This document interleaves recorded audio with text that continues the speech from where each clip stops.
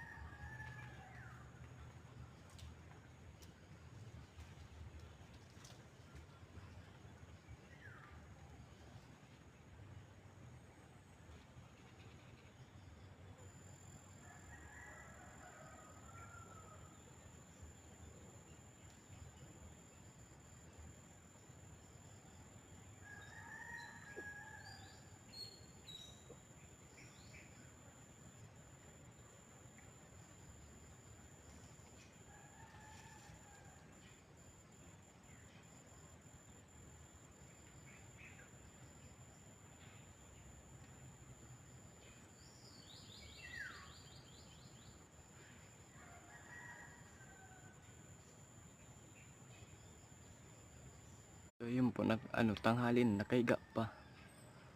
Hindi po nagluluto natin. Ayaw po kasi nun bibigyan ng pagkain, gusto niya pera. Hindi naman po yan natanggap ng kung ano-ano, gusto pera. Tsaka isa lang po ang tinatanggapan na ng pera, dun yung kapatid niya lang po. Kung hindi po yung kapatid niya, hindi naman po siya natanggap ng pera. Kaya sana po, gusto po sana maipagamot, kaso di lang po namin kaya. Kaya sana po kahit dito lang po, paki-support na lang po, para naman po pagdating na oras matulungan ko na po ang magulang ko.